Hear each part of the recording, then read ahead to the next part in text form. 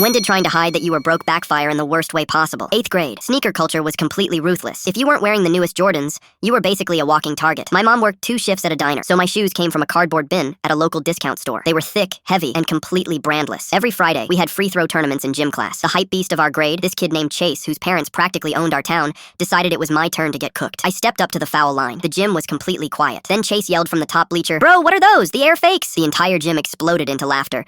Over 100 kids just pointing and laughing. Honestly, my face was burning so hot, I just wanted the floor to swallow me whole. That weekend, I did something incredibly stupid. I took a thick black Sharpie and literally drew a swoosh on the side of my shoes. I thought I was an absolute genius. Yeah, it gets worse. Monday morning, it rained hard. By 3rd period, the cheap ink was bleeding down the white rubber of my shoes, creating a massive smeared gray mess. I tried to tuck my feet under my desk, but Chase sat right next to me. That's when I realized I was totally doomed. Chase smirked, pulled out his phone, and opened his camera. "Yo, everybody look at this!" he yelled, aiming his lens right at my ink-stained shoes. He was about to broadcast my poverty to the entire school, but before he could hit record, the classroom door swung open. Enter Mr. Vance. He was our terrifying ex-military hall monitor. 6'4", never smiled, and commanded absolute silence just by walking into a room. He walked straight up to my desk, looked at Chase's phone, then stared dead at my shoes. He knelt down. "Where did you get these?" he asked, his voice low. I was physically shaking. Chase was holding back a laugh, waiting for the final execution. Then Mr. Vance stood up, looking around the room. "Are these the Tokyo unreleased prototypes?" he asked, totally deadpan. "My buddy works corporate in Oregon. He said they only gave these exact custom dye bleeds to friends and family." He looked down at me and gave a slow nod. "Keep those safe, kid." He walked out. The room was dead silent. Chase quietly slipped his phone into his pocket. Nobody ever breathed a word about my shoes again. 10 years later, I bumped into Mr. Vance at a diner and finally brought up the shoe story. He laughed so hard he nearly spilled his coffee. Turns out, he was legally colorblind and bought all his own clothes at garage sales. He didn't know the first thing about sneakers. He just saw a kid drowning and decided to throw a lifeline.